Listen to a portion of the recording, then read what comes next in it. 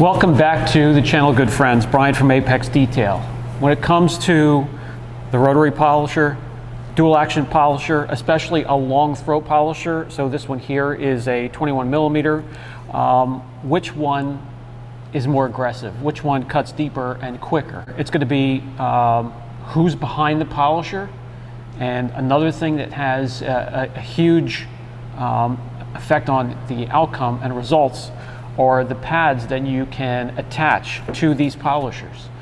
So let me quickly give you a demonstration of effective pads for each polisher. Okay, let's start with a rotary polisher and a wool pad. The rotary polisher has one motion and it spins clockwise. So when we turn the machine on, let's put the pad on the glass like we're putting it on the surface of your paint and turn on the machine.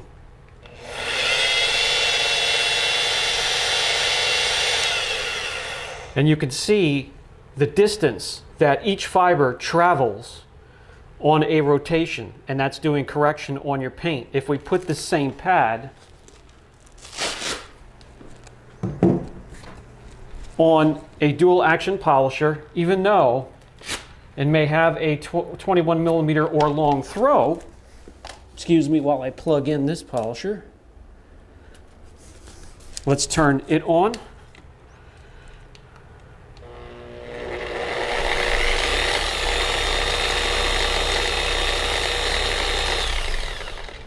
Not very effective, or not as effective as being on the rotary, because the polisher is oscillating and counting on momentum or inertia to get a spin for the dual action purpose of the polisher. And really all this fiber is doing is squishing itself up, not really doing a whole lot of work. A little bit, maybe, not as much as if it would be on a rotary polisher. You can go the other way and talk about putting a microfiber pad on the dual action polisher, which would be much more effective, but with the wrong person behind a rotary polisher with a microfiber pad, results could be disastrous if you don't know what you're doing. Hope that makes sense.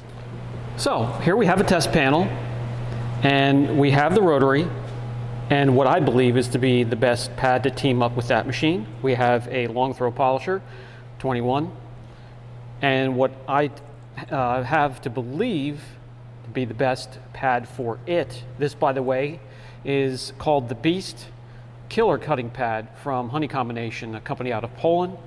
And we're going to put these together. And we're going to sand the top of this test hood with 600 grit. I think I'll pick 600 grit. That's what we have here. Yes, 600 grit. And then we'll run a path down and back with each polisher, and we'll take a look.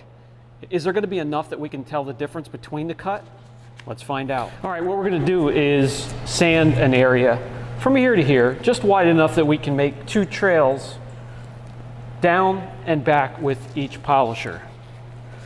And then again, 600 grit, P600.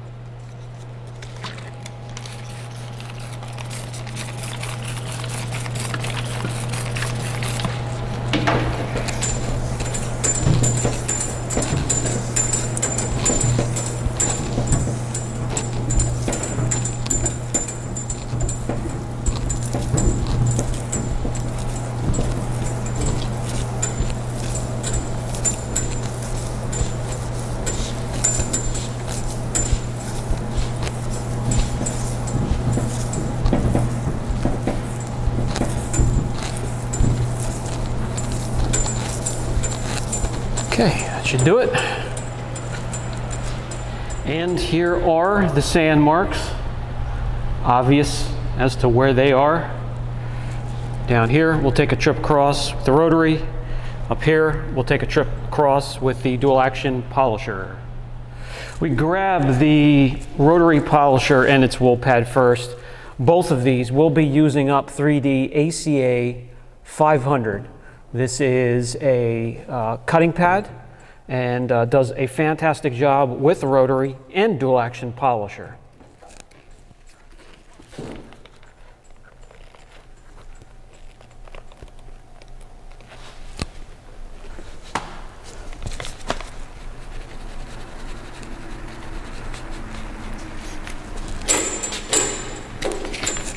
let's just go across right here. So what we'll do is make a trip down and back. Let's spread out some of this product.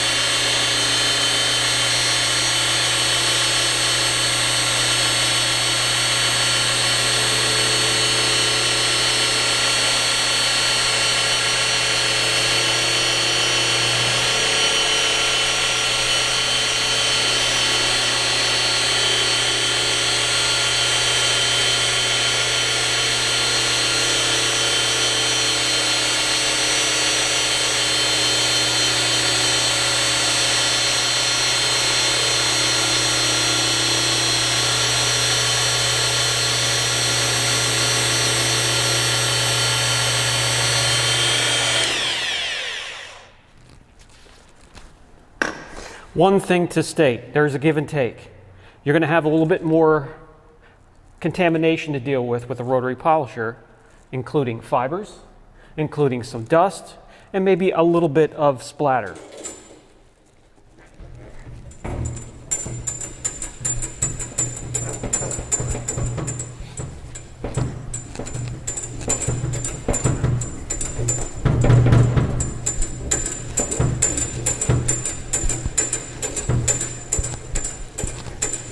Another thing you will need to contend with is when you're using a wool pad with a rotary, 9 times out of 10, depending on how hard to clear or the single stage is, you will need an additional step to finish out. So let's take a look at what we have here.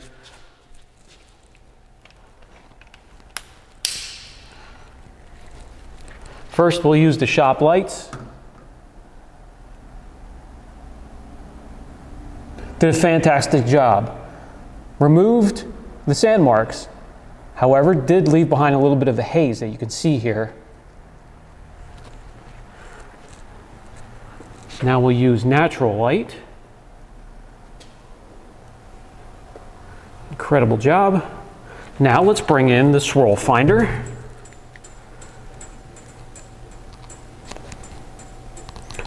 From swirl marks to a little bit of haze, and back again. Now, right up here, right next to it, let's take the dual action polisher, come down and back and take a look at those results.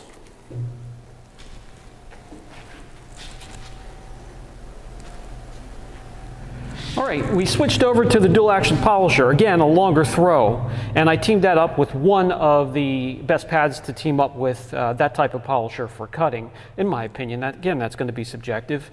The one constant is going to be 3DA ACA 500 and the panel and the sand marks. Let's get to it.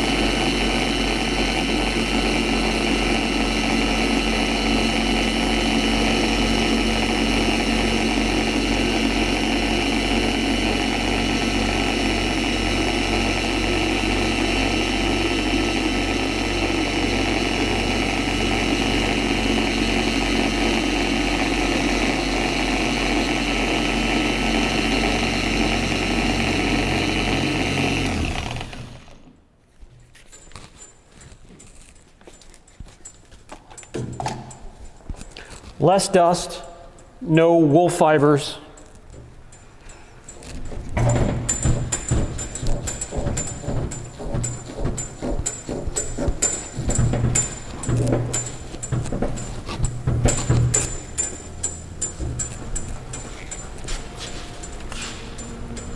Okay, now as we come and take a look,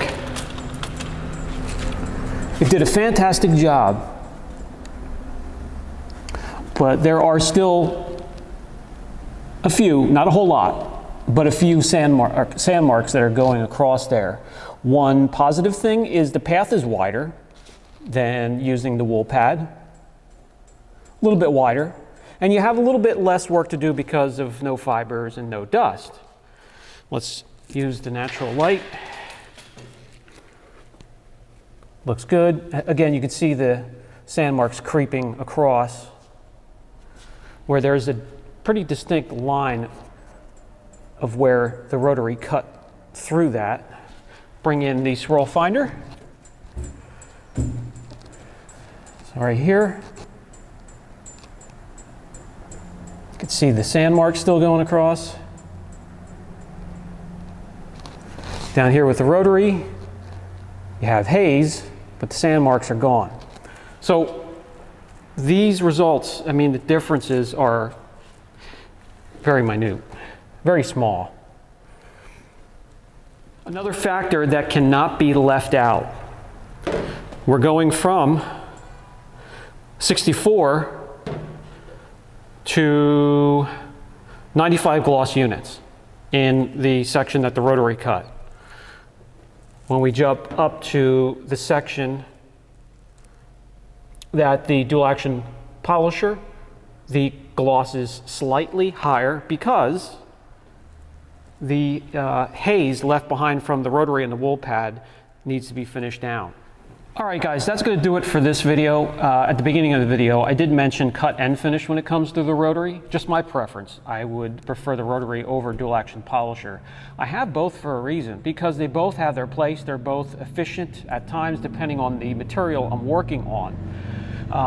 If you want to see a video on how the rotary finishes down compared to a dual action polisher, I could do that too. Just mention it down in the comment section. Love them both. Can't go wrong with either of them, but maybe this will help you with a decision when it comes to something to cut quick, deep, and effectively. Brian from Apex Detail. I'll catch you in the next video.